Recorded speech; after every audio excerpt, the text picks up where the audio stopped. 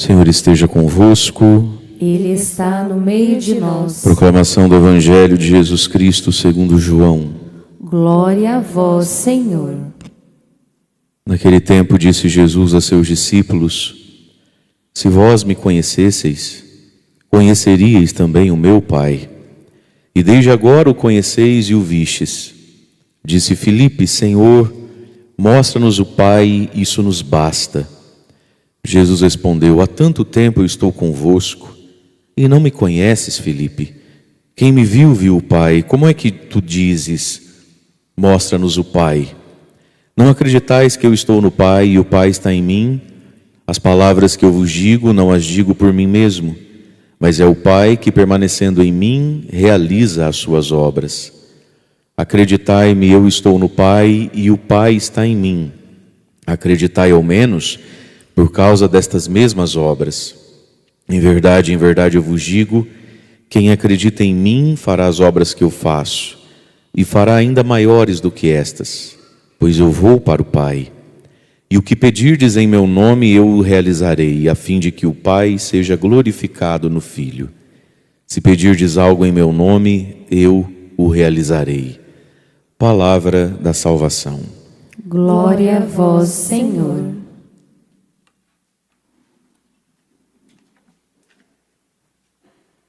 Irmãos e irmãs, com o Evangelho de cada dia, nós já estamos nos preparando para celebrar a Ascensão do Senhor. Então, os textos do Evangelho desta quarta semana da Páscoa e da semana que vem são o discurso de Jesus dentro da sua última noite, a Santa Ceia. E esses evangelhos, então, são lidos por nós nesse tempo à luz da Páscoa, assim como também a primeira leitura, que é sempre de Atos dos Apóstolos, logo após o Pentecostes, o ressuscitado que agora está presente no mundo, através dos discípulos, através dos apóstolos. E aí, começando aqui pela primeira leitura, então, nós vemos como é importante na vida a gente ser guiado pela palavra de Deus e não pelos nossos sentimentos. A palavra de Deus, ela nos confirma, a palavra de Deus, ela nos confronta e a palavra de Deus nos direciona. A palavra de Deus faz três coisas na nossa vida: confirma, confronta, direciona. Porque, como diz a própria Sagrada Escritura, enganoso é o coração do homem. Nosso coração, ele é enganoso. Enganoso porque está iludido, serelepe pimpão, porque agora vai nada, Deus nem confirmou isso aí. Iludido porque desanimado, triste, decepcionado, também não vou mais, quer saber, chamar outro, chutar o pau da barraca, a desilusão, o sofrimento, a angústia. Mas nós precisamos ser confirmados ou confrontados ou direcionados sempre pela palavra de Deus e não pelo nosso ego. O nosso ego nos leva a fazer coisas muito bonitinhas e boas, que Deus não tinha pedido para fazer, elas não vão dar em nada.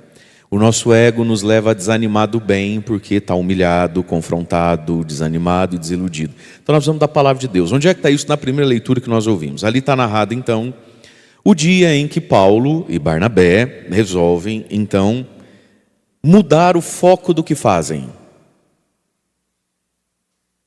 E aí eles tiveram que somar um fato com uma palavra de Deus. Qual é o fato? Está narrado ali para nós, Atos 13, do 44 ao 52. Diz lá: era sábado, quase toda a cidade se reuniu para ouvir a palavra de Deus.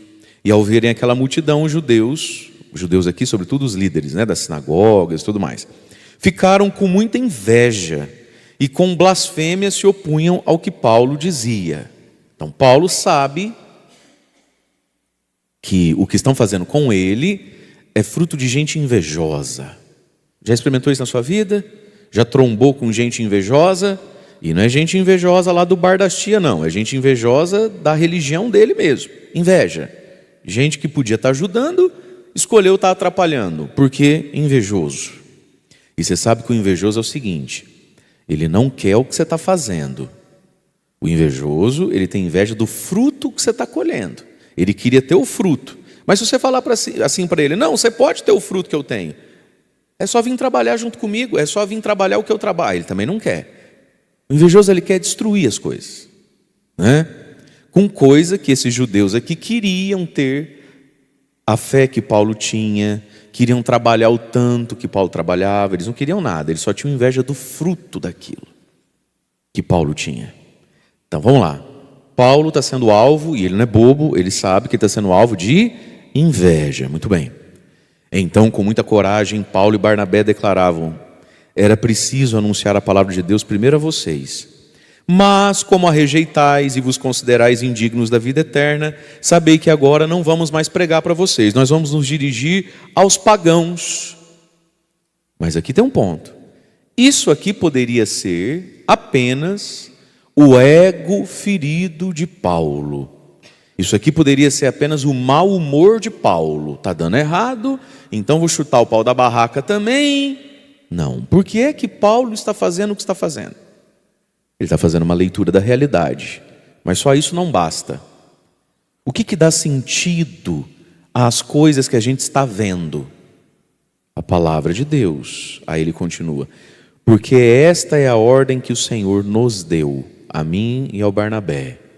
Opa, então ele tem uma palavra de Deus já há algum tempo com ele, que agora ela começa a fazer mais sentido com o que está acontecendo hoje, nesses dias, nessa praça, toda vez que eu prego.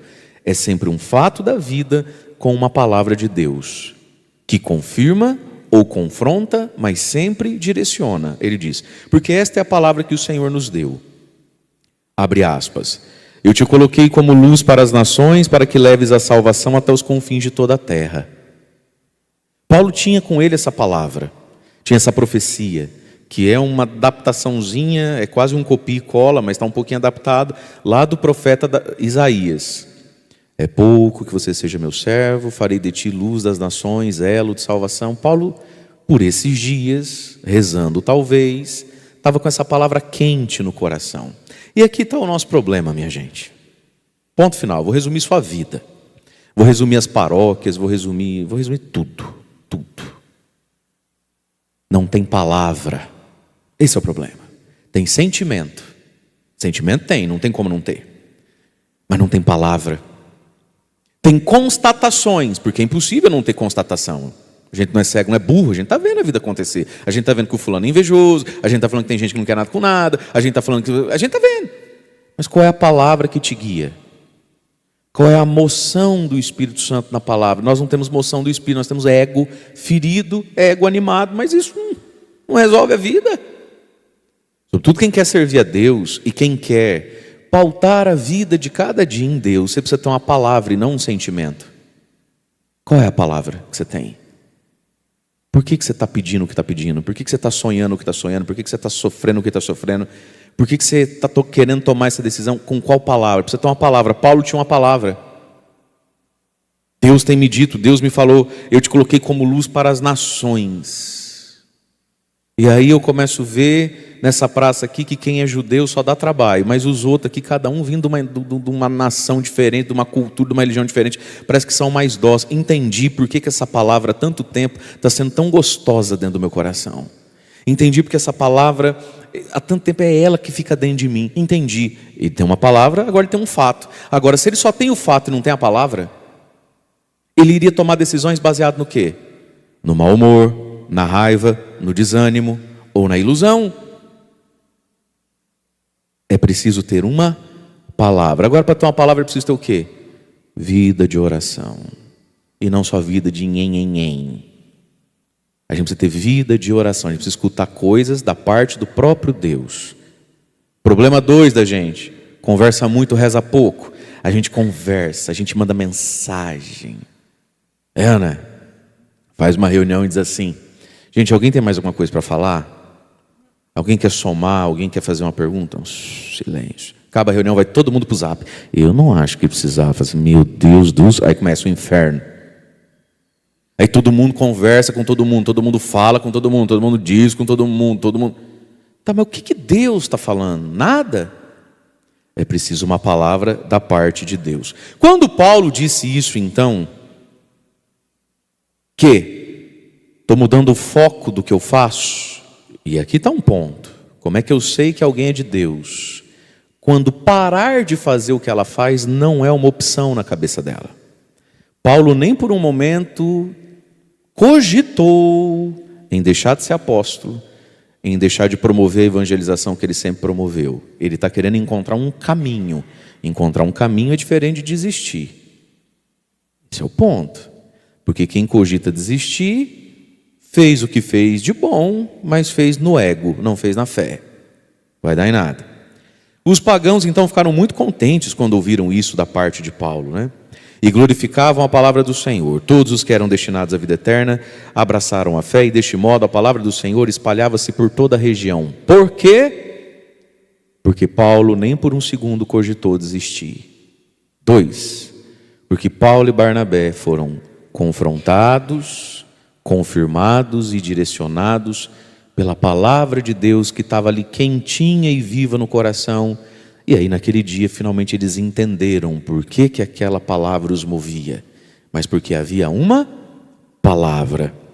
E desse modo a palavra do Senhor espalhava-se por toda a região. Olha que coisa linda isso. Mas o judeu, olha só, o povo quando quer ser ruim, filho, eu vou te contar. E aí tem duas coisas que o diabo gosta de usar para amedrontar quem quer andar com Deus. Duas coisas ele gosta de usar. Mas Paulo era macaco velho, era homem, não era um saco de batata. Não funcionou. Mas vamos conhecendo o capeta. É bom conhecer o inimigo, né? Você tem que saber com quem você luta. Mas os judeus instigaram quem? As mulheres ricas e beatas, ricas e religiosas da cidade, que acha que manda no padre. Assim como os homens influentes da cidade, não sabem fazer o sinal da cruz, sabe nada. Se você der uma Bíblia na mão dele, ele não sabe se ela está em pé ou de ponta cabeça. Sabe nada. Mas eles são ricos e influentes. É patrimônio e sobrenome, chama isso. Assim como os homens influentes da cidade, e provocaram uma perseguição contra Paulo e Barnabé, e expulsaram-nos do seu território. Aí o que Paulo e Barnabé fizeram? Marcaram um psiquiatra, começaram a tomar um tarja preta, e marcaram um horário que o padre, para dizer assim, acho que era bom o senhor procurar gente nova, né, padre? Porque assim, a gente fica só se ferindo. Então assim, só para se ferir também, acho que eu preciso... Foi isso que Paulo e Barnabé fizeram? Foram expulsos de um território que escolheu dar voz e ouvido aos poderosos da cidade, às mulheres ricaças da cidade, às madames chiliquenta. Mas Paulo e Barnabé foram fazer o que sempre faziam, só que agora em outro lugar. Nem por um segundo, Paulo e Barnabé cogitaram de deixar de fazer o que sabiam fazer. E aqui está, meus irmãos, uma grande graça na vida. Não importa quem o outro seja, não importa o que eu receba de retorno da vida e das pessoas, nem por um segundo eu estou cogitando deixar de ser quem eu sou, de fazer o que eu sei fazer. Isso aqui é a maior graça da vida. O demônio tem o poder de fechar a porta de uma cidade para Paulo, mas não tem o poder de fechar o coração de Paulo para Jesus e para o Evangelho. Paulo foi fazer o que fazia em outro lugar. Pronto, não quer aqui, eu vou para outro lugar. Essa crise existencial, vocacional, Paulo nunca teve, nem Barnabé nunca teve. Bate no teu peito comigo. Fala, estou entendendo tudo. Estou entendendo tudo. Então, versículo 51. Os apóstolos sacudiram contra eles a poeira dos pés, que é um gesto muito judaico esse, né? De então chega, Deus te abençoe, sei que se vire. E que Jesus fala no Evangelho, lembra? E de pregar, se não recebeu também, ó, sacode a sandália, bora para frente. Então os apóstolos sacudiram contra eles a poeira dos pés e foram para a cidade de Icônio. Os discípulos, porém, ficaram cheios de alegria e do Espírito Santo. Digo a você, como é que pode ficar cheio de alegria e do Espírito Santo quem acabou de dar com os burros na água? O cara acabou de ser expulso e está alegre, cheio do Espírito Santo. Isso é a santidade, minha gente. Veja, a santidade é quando ela começa em nós, né? Quando a gente começa a pensar por outro lado, enxergar de outra forma. A santidade começa em nós quando o nosso ego, essa coisa aqui dentro de nós, que fica feliz ou fica triste, sente calor, sente frio, vai com a cara, não vai com a cara, sabe? Magoa, desmagoa. Todo mundo tem isso dentro de nós, dentro de si. Paulo também tinha. Mas a santidade começa em nós quando isso não é mais assunto, nem para mim mesmo. Se eu estou feliz ou se eu estou triste, se eu estou com dor ou sem dor, se você gosta ou você não gosta, isso não é assunto mais para mim. Aqui começou a santidade. Quando esse danado do ego, que é esse mundo interior dentro da gente, quando ele deixa de ser assunto.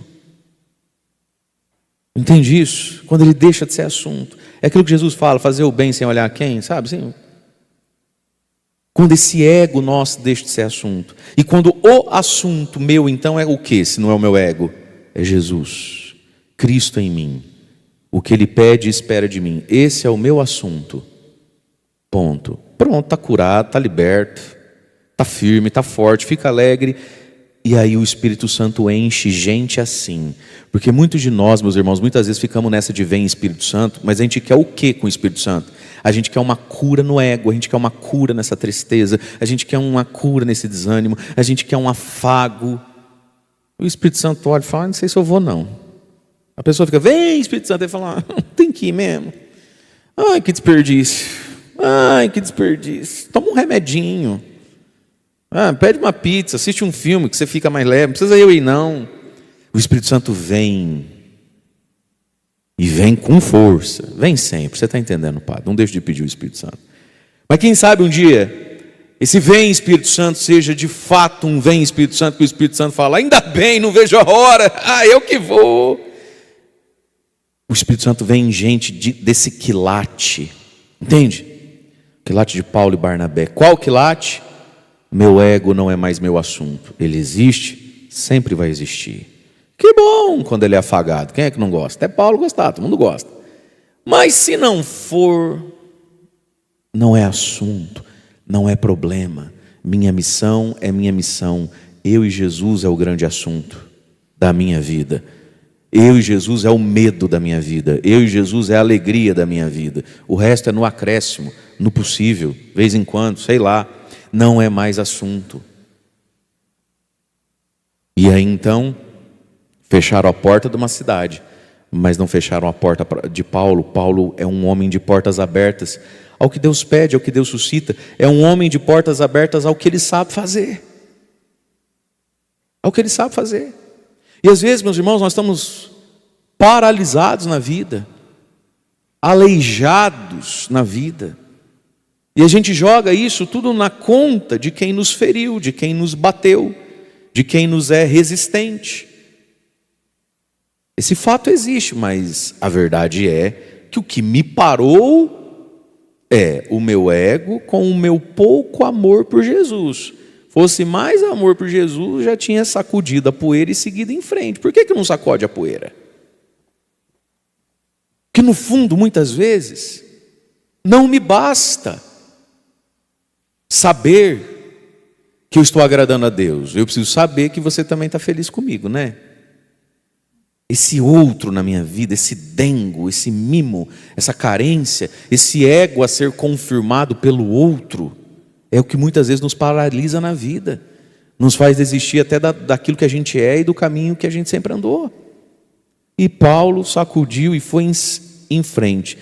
Quem consegue dar esse passo sempre fica cheio do quê? De alegria e do Espírito Santo. E aí se cumpre o salmo, que foi tão belamente cantado esse refrão. Os confins do universo, os fins do mundo, os piquiri da vida, contemplaram a salvação do nosso Deus, feita na cruz. Mas que chega nos confins do universo através de quem?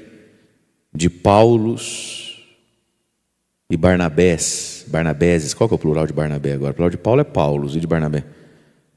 Barnabeses? Barnabés. Enfim, você entendeu? Chega aos confins do mundo quando essa salvação encontra Paulo e Barnabé, onde o ego não é mais assunto. Aí, é por isso que a salvação chegou até nós. Já parou para pensar como é que o evangelho chegou? Aqui onde chegou? Quando chegou? Lá, sei lá, 60, 70, 80 anos atrás. A nossa região é muito nova e jovial, né? Mas tem gente que nos escuta em casa aí, talvez o evangelho chegou e a tua cidade tem 230 anos, e sempre a primeira coisa de uma cidade era uma igreja. Talvez a tua cidade tem 300 anos, 150 anos. Como é que chegou a fé? com certeza chegou através de gente que, mesmo nas suas imperfeições, seu ego não era mais assunto. Só isso explica. Só isso explica. Porque quando esse Piquiri era só selva e mato, o que explica muita gente ter vindo para cá? Necessidade, sonho de ganhar dinheiro, lá tem terra, tudo que planta dá, vamos, a gente derruba, bota o café. Mas o que explica a fé ter chego também? A não ser homens, mulheres, cujo assunto da vida deles era Jesus. É por isso, meus irmãos, que no céu, quando a gente chegar, vai ser uma multidão de santos e santas que não foram canonizados, que não tem igreja dedicada a eles, que não tem santos e santas que para nós são anônimos, mas muito conhecidos pelo próprio Deus. Porque a santidade começa aqui, quando Jesus é o assunto maior da minha vida. É através destes que os confins e os fins do universo contemplam a salvação do nosso Deus do bem. Evangelho. Jesus está aqui quase se despedindo, né? No tempo da história, essa aqui é a última noite de Jesus antes da cruz. Mas agora ele está ressuscitado, então a gente relê isso à luz da vida nova, né? Nossa. João 14:7. Se me conhecesseis, conheceríeis também o Pai, e desde agora o conheceis e o vistes. Veja, queridos, para conhecer a Deus, e Deus é a grande ânsia da alma humana. O ser humano, ele tende a Deus, porque ele não é um bicho. Existe uma diferença entre o ser humano e os animais maior do que a mão. Dizem alguns, né, que talvez, se a gente quisesse resumir antropologicamente, a grande diferença entre o ser humano e uma vaca, um bicho, qualquer bicho, é a mão, é o nosso diferencial. Esse movimento aqui, essa capacidade de fazer tudo isso com a mão e dos dedos serem soltos e serem capazes de fazer isso aqui. Sabia disso? Mas não é possível que no fim das contas seja só isso mesmo, né? A nossa grande diferença e distinção dos bichos seja o que a mão humana é capaz de fazer e o uso que o humano faz da mão e que animal nenhum consegue fazer da própria mão. Não é possível isso. Qual é a grande diferença? A alma. Esse mundo interior que sente insatisfação. Esse mundo interior que experimenta prazer na gratuidade. A gente experimenta a nossa própria alma. A gente percebe que tem alma. Certo? E aí então, essa alma tende a Deus, que é o nosso Criador, que é o nosso fim. Agora, esse caminho, e quem é esse Deus, não se conhece fora de Jesus. Fora de Jesus é equívoco, fora de Jesus é boa vontade, nada mais. Conhecer a Deus, se conhece a Deus como? Através e em Jesus. Aí disse Filipe.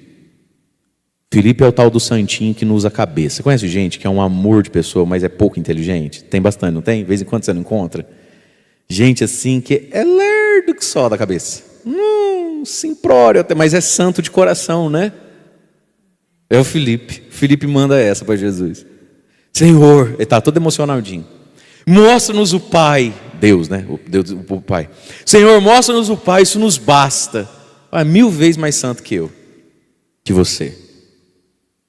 Esse pedido é lindo. É lindo. Jesus, me mostra, Deus, que eu não peço mais nada. Mostra Deus para mim, mostra o Pai, isso me basta. Eu vou ficar de barriguinha, já viu o bebê depois de mamar? Barriguinha cheia. Não quero mais nada. O senhor não precisa fazer mais nada. Pode deixar o meu joelho com desgaste na cartilagem. Pode deixar minha coluna com bico de papagaio. Não precisa curar não. Pode deixar eu pobre, lutando com os boletos. Pode deixar minha sogra morando lá em casa. Está tudo certo para mim. Você me mostra Deus, eu não quero mais nada. Me mostra Deus porque Deus basta. É profundo isso, é bonito isso. Isso é um coração puro.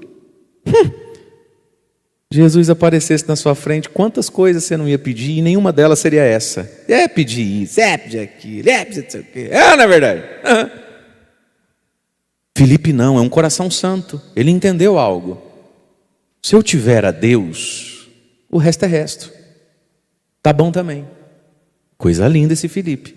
Pedido santo, pedido purificado. Mas Pá! Tem um problema aqui, resposta errada. Jesus não gostou do pedido.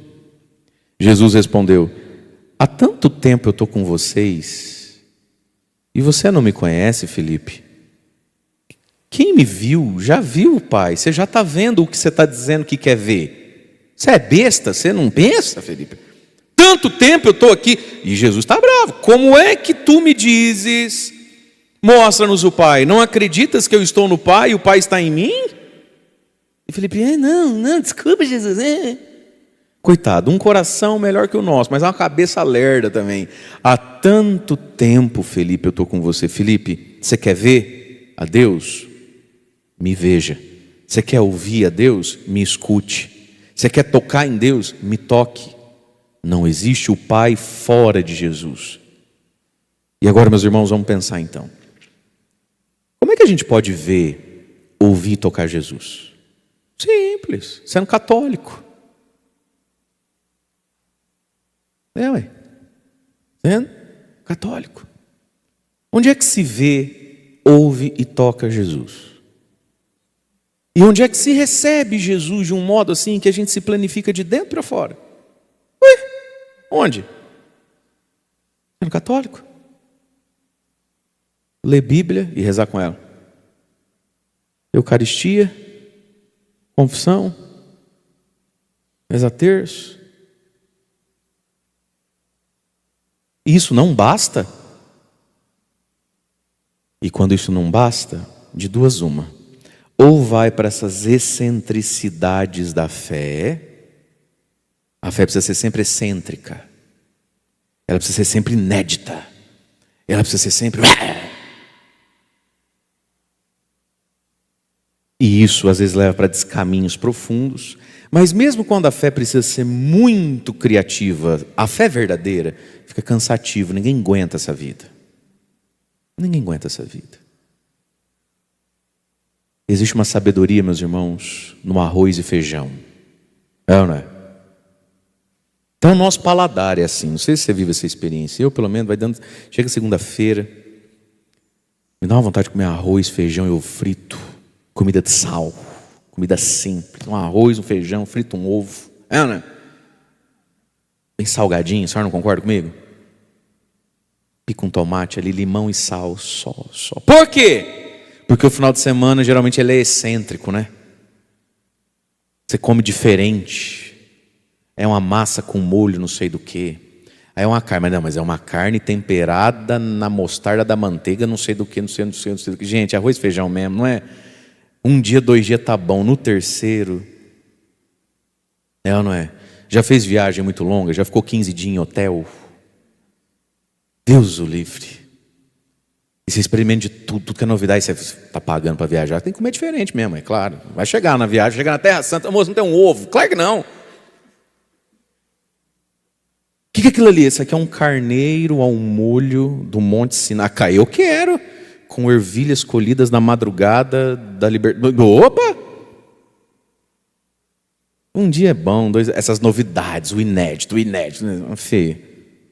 Um começa a falar, pô, gente, você pede ou eu peço? Vamos pedir para esse moço, será que ele sabe fritar ovo aqui? Só arroz mesmo, um arroz e um ovo. Não é possível, eu não aguento mais essas coisas coloridas, diferentes. Ninguém aguenta. O arroz e o feijão. Meus irmãos, a gente vive do quê? De arroz e feijão. De comida de verdade. Não é assim que mãe fala? Você precisa comer comida de verdade, menino. Você não come comida de verdade. Comida de verdade. Senão, a gente precisa muito do excêntrico, e aí não vai faltar picaretagem para excentricidade aí. Espiritualidades bem... Aí a pessoa vem e fala assim, padre, o senhor já ouviu falar de uma mulher que diz que vê nananana? Não ouvi não. Não tem tempo atrás dessas besteiras. Estou de bucho cheio já. Não estou nem sabendo. Ou dentro da própria fé a gente entra numa pira de ser criativo. Ser criativo. Não vou na missa não, missa é tudo igual. Isso é a mesma coisa, missa. Graças a Deus que missa é tudo igual. Eu não ia aguentar ter que inventar todo dia um negócio diferente. Ainda bem que é sempre assim mesmo. E quem reclama que é sempre assim mesmo? Se encontrar alguém que fosse muito criativo para dar a fé para ele todos os dias, ele tivesse 1000 dias, eu inventei 1000 situações diferentes para te dar a fé, a pessoa não viria 1000 vezes. Na quarta, quinta, ela também já não quer. Isso cansa. Então nós precisamos ver, ouvir, tocar e estar com Jesus. E é no arroz e feijão chamado Bíblia, terço, confissão e missa. Boas obras, solicitude. Estão precisando de mim? Não, eu vou sim. Estão precisando de mim fora do combinado? Não tem problema não, imagina. Não, imagina, que isso, vamos lá. Ei. Isso enche o bucho, isso enche a barriguinha da criança. Isso dá um soninho gostoso, dorme no colo de Deus. As palavras que eu vos digo, Felipe, não as digo por mim mesmo, amigo, mas é o Pai que permanecendo em mim realiza as suas obras. E aí Jesus apela com Felipe, com cada um de nós, com uma profunda misericórdia. Ele diz no versículo 11: acreditai-me, Felipe, eu estou no Pai e o Pai está em mim. Mas está difícil acreditar no que eu falo? Acreditai ao menos por causa das obras que eu faço. É como Jesus falando para Felipe: eu sei que tem hora que eu falo umas coisas, eu vou, né, você nem me acompanha, né? Tá bom, mas confia no Pai, filho, confia. Não está entendendo, mas confia. Confia, não só no que você está ouvindo eu falar, porque às vezes você nem entende tudo. Confia nas obras, você está vendo, Felipe, abre o zóio. Confia nas obras. Não é assim? Nas obras que Deus faz. E confiar nesse caminho que é o arroz e o feijão da igreja por causa das obras. Porque basta a gente ver quem vive dessa forma que eu estou falando aqui, e basta a gente ver quem não consegue viver dessa forma que eu estou falando aqui. Os frutos, a perseverança, a constância, a firmeza, a profundidade, não dá trabalho para ninguém, não enche as paciências dos outros. Agora vamos para o outro lado. Abre o olho e vê qual caminho você quer seguir a partir dos frutos. Mas não, o ser humano ele tem uma mania com ele. A gente, no fundo, todo mundo se acha a última Coca-Cola do deserto. A gente se acha mais poderoso do que somos, que é o quê? A gente quer ir por um caminho onde lá na frente a gente está vendo que nunca dá certo, mas a gente aposta que sendo comigo vai dar certo. A gente se sente especial demais, né? Veja, meus irmãos, olha o que Jesus está falando. Felipe, pega tudo que você escuta e pega o que você vê e escolhe. E para de fazer aposta doida. Vale a pena, meus irmãos, ser muito fiel. Vale a pena ir com bastante apetite ao arroz e feijão da igreja. Vale a pena. Amém? Agora me diga uma coisa: o que é mais famoso? O que dá mais dinheiro? O que é mais rentável? O que vira documentário da Netflix? Uma marca de arroz e de feijão? Ou os McDonald's e Burger King da vida? O que é mais espalhafatoso? Não é verdade? Na fé também é assim. Causa mais assunto, às vezes, o espalhafatoso. Mais gente vai querer ir na fila do espalhafatoso. Mas o que funciona mesmo você já sabe. Não só porque você está ouvindo, mas porque você já está vendo a médio e longo prazo na sua vida, na vida dos outros, o que é que funciona mesmo. Então, Felipe, acredita, amigo, ao menos por causa dessas obras. Aí o Felipe, acho que falou: bom, Jesus, desculpa, né? Não, querido. Aí Jesus dá uma animada no Felipe: você em mim, em verdade eu vos digo, Felipe, quem acredita em mim, fará as obras que eu faço. E vou dizer, fará maiores até. Eita, glória. Quem crê em mim, quem se une a mim, quem me vê, me ouve, me toca e me recebe, vai fazer as obras que eu faço. E quais obras Jesus fez? Fez milagres e prodígios. Fez muita caridade. Fez muito ensino. Fez discípulos. Jesus moldou pessoas, melhorou pessoas, amadureceu pessoas. E Jesus fez uma obra também, que nós vamos e temos que ser capazes de fazer também, mas a gente não entende que essa também é uma obra: sofrer. Jesus não foi Jesus só quando andou em cima da água, fez um aleijado andar. Jesus não foi Jesus só quando foi lapidando Mateus, Pedro. Jesus também foi Jesus quando foi pregado na cruz. Jesus também foi Jesus no silêncio do túmulo. Portanto, Jesus está dizendo: quem crê em mim vai fazer as obras que eu fiz. A bondade, a generosidade, a misericórdia, o portentoso, o sobre-humano, mas também o sofrimento, também o dar a vida. Porque a grande obra de Jesus não foi curar um leproso. A grande obra de Jesus não foi tirar Lázaro do túmulo. Qual foi a grande obra de Jesus? A cruz, o dar de si até o fim, independente se alguém vai estar comigo. Essa é a grande obra. E Jesus está dizendo: se você crê em mim, você vai ser capaz de todas as obras que eu fiz. E às vezes obras até maiores, né, do que as próprias obras que Jesus fez. Pois eu vou para o Pai, e aí vem: e o que pedirdes em meu nome, eu realizarei, a fim de que o Pai seja glorificado. Se pedirdes algo em meu nome, eu o realizarei. Agora vamos lá, meus queridos.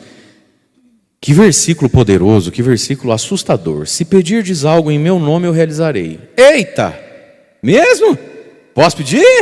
Ó, que eu vou pedir! Se pedirdes algo em meu nome, eu o realizarei. Queridos, a oração é algo poderoso que precisa ser usado. Agora, como é que reza e o que pede um discípulo de Jesus? Depois disso tudo, o que nos resta pedir? Claro, a gente pode pedir tudo. Emprego, tudo, a vida e as suas demandas. Mas o que anseia por pedir? O que não consegue não pedir? Quem anda com Jesus? O pedido do discípulo é o quê? Que o Pai seja glorificado no Filho. Que Deus seja glorificado em mim. Qual é o pedido do discípulo? A não ser a graça de fazer as obras de Cristo. Qual é o pedido que a gente faz a não ser esse aqui, ó? A graça de fazer as obras que Cristo fez. A graça de vê-lo. A graça de perseverar e ser bom, como foram perseverantes e bons Paulo e Barnabé. Se a gente não tem vida espiritual, e se a nossa vida espiritual não é baseada na palavra, até as nossas orações são de dar dó. Já viu bêbado falando? Aí alguém quer brigar com o bêbado. Aí tem sempre um senso, deixa, ele está bêbado. Vai brigar com o bêbado, rapaz? Ele não está bom, não. Ele está, deixa. Não, porque onde já se viu? Não, leva a sério, não. Ele estava bêbado. A gente não fala assim? Porque tem hora a gente vai rezar, Deus olha. Ai, meu Deus do céu. Acho que Deus olha assim e fala: deixa, ele está bêbado. Bêbado de raiva, bêbado de medo, bêbado de vaidade, bêbado de ganância, né? Bêbado de vingança, bêbado de rivalidade, bêbado de carência. Eu não vou nem levar, filho, eu não vou nem ficar bravo, tá? Com essas rezas troncha que você faz aí. Nossa Senhora. Deixa eu cuidar de quem. Fica aí falando. Sem a palavra, meus irmãos, sem o discipulado de Jesus, até as nossas rezas é de dar dó. Parece uns bêbados falando. Parece uns... O que pede? Como é que atualiza um versículo tão poderoso como esse? Se pedirdes algo em meu nome, eu realizarei. Um discípulo de Jesus. Então que a palavra de Deus amadureça a nossa fé, a nossa oração. Que o exemplo de Paulo e Barnabé nos ensine a ter Jesus como assunto principal da nossa vida, para que os confins de toda a terra conheçam o Senhor. E a nós, louvemos a Deus, porque já vemos, já ouvimos, já tocamos, já recebemos Deus em nós, através de Jesus. Louvado seja nosso Senhor Jesus Cristo, para sempre seja louvado.